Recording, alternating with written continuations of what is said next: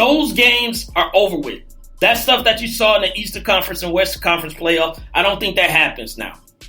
Cleveland is going to be so locked in because they know what they got staring them down in their face with the Warriors, that they have to be on their A game. There is no taking a couple minutes off, because a couple minutes you could be down by 15, just like that. So I'm looking forward to this. This series, I'm not going to say it's going to be epic and all time. I'll wait for them to play and then go and label it and put it where I would say, you know what, this is where they slide in. But you got quality benches, which I really thought Golden State was going to struggle this year, having to give up some guys or let some guys go to bring KD in.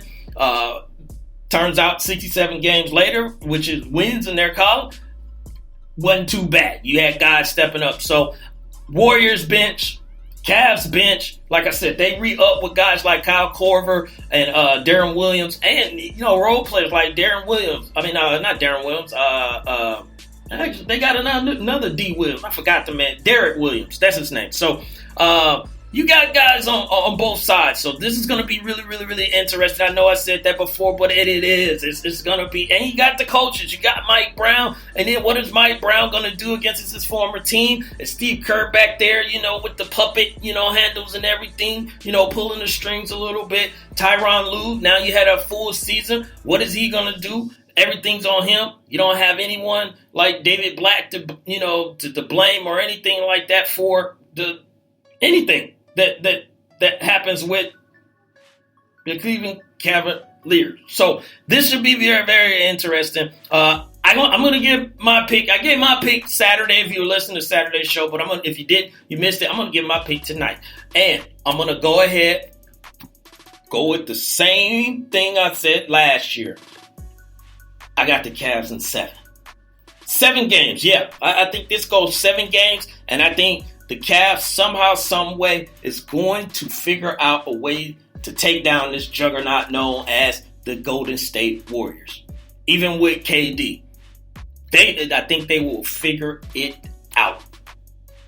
So if you got someone else, or you got a different reason why you would put Golden State, in however many games, if you got Golden State winning, put it in the chat and I'll read it off, on it. Sluggo just put in here, this is a tiebreaker with both teams at full strength, just like we were just talking about. And Sluggo says it, no more excuses. He is exactly right. There are no more excuses. Nobody can say anything. Nobody can say, unless something happened during the series, nobody has any excuse.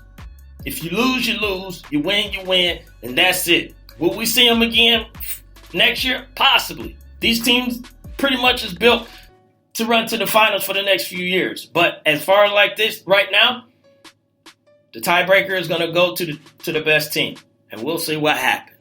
So I can't wait. I cannot wait, ladies and gentlemen. I'm excited about that. So. But we'll get off that, and we're going to get back to some items with the Warriors and Cavs a little bit later on. But next topic that I want to touch base on is the Clippers.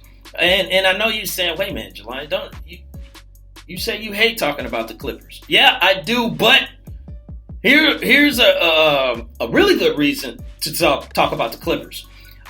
In the news, Clippers are wanting to hire Jerry West from the Golden State Warriors. So, is this a good move? Is this a good move for the Los Angeles Clippers?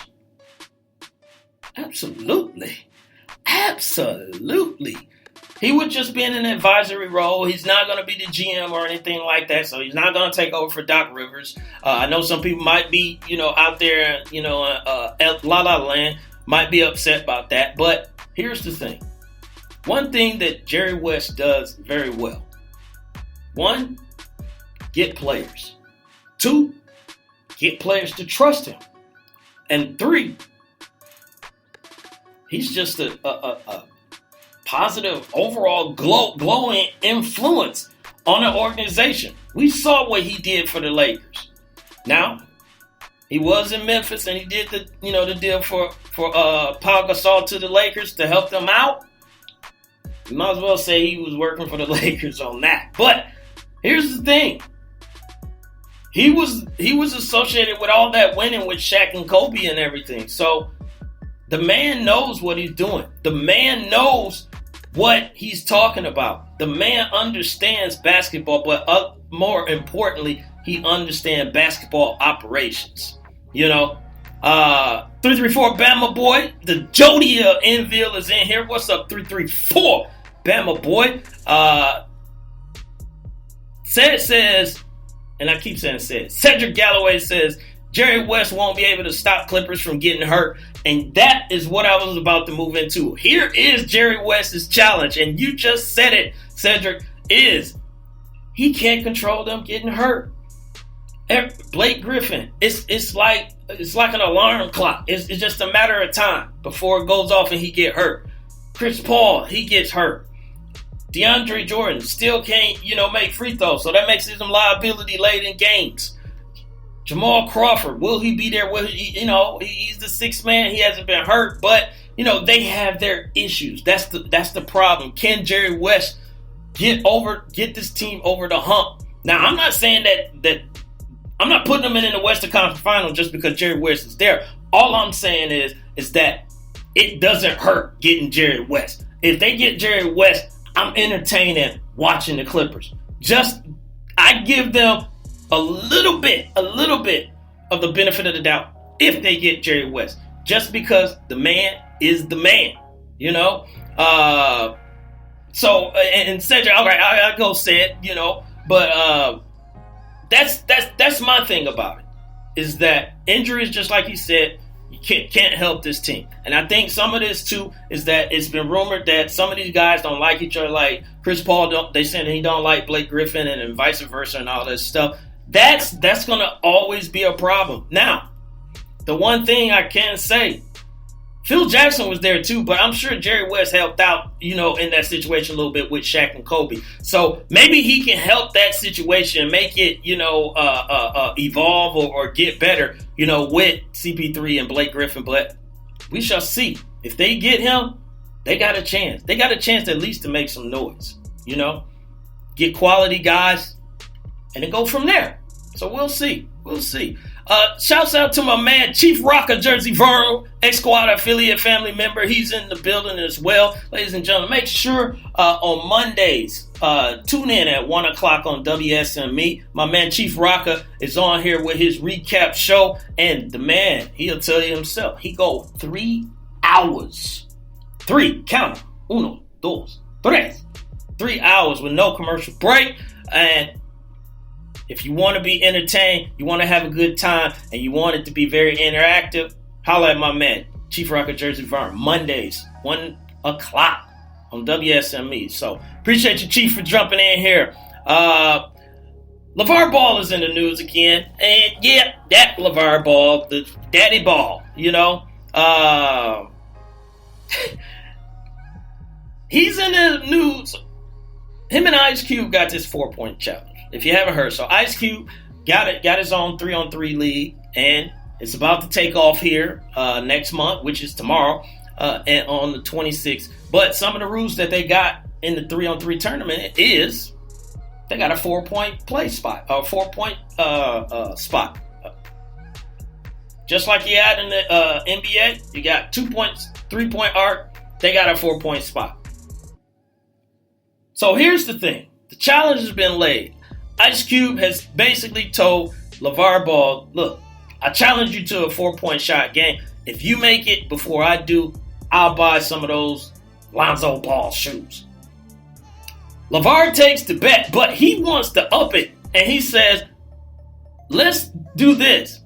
If I beat you, you got to buy my whole team Lonzo shoes. Now, I don't know where LeVar comes off calling the shots on everything. It's just like, bruh, he said he was going to buy one. At least be happy with that. You trying to get him to buy 10 to 13. You trying to get it all up front, bruh. Come on, man. Let's start with one. And if you beat him, start with one. And then say, all right, let's go double or nothing, or let's go 5 or something like that. But now he want to go up to 13. Now, I think LeVar is in trouble. And here's why. If you haven't seen the video, you got to go check out the video. Because he's talking Cash Money to what's my man? Ice Cube.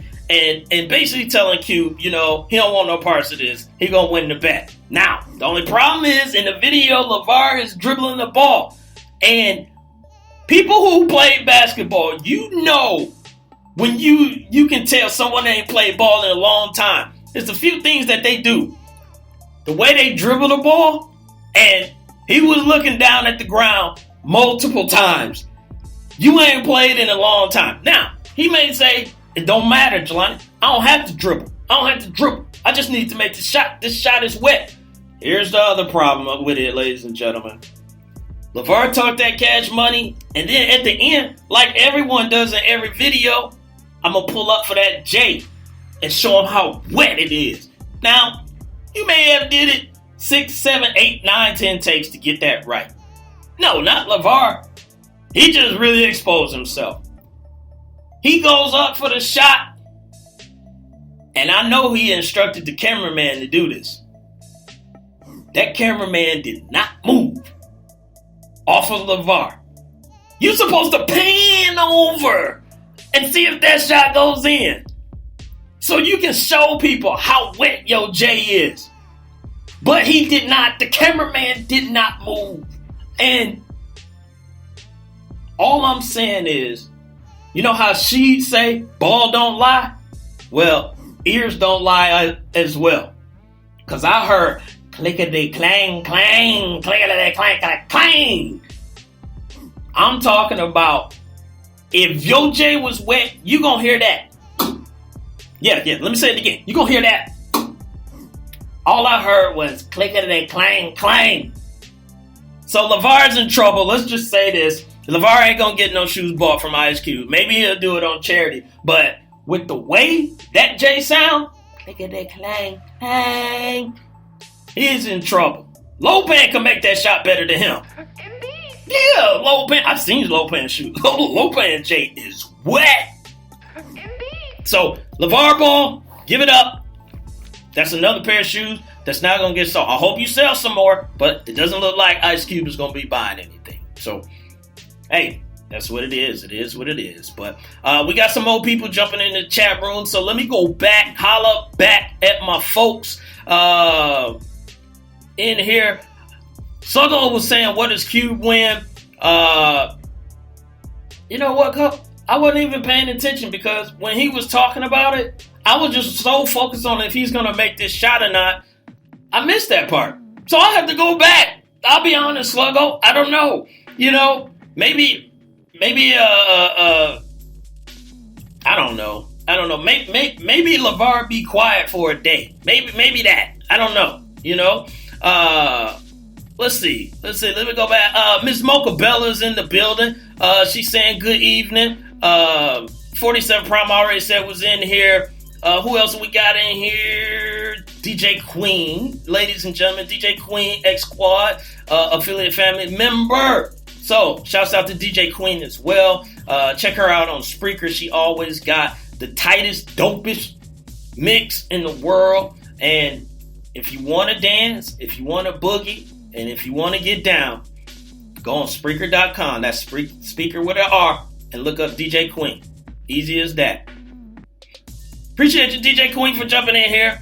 So let's see, whatever else. Chief said, I am still the man at 56. Hey, you got to, bro.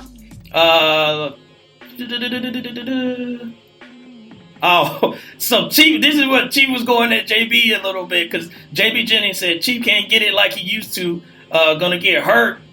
Effing with them young gals. So, yeah. So, ladies and gentlemen, Monday, all I'm going to say, just go back on Monday on WSME, and you can listen to it for yourself. Chief Rocker had a show, and I'll just go from there. Trust what JB Jennings and Chief is saying in there. Check it out. But let's move on to a little NFL. We're going to touch base on the NFL. And I want to talk about, and Cedric, I'm glad you are here.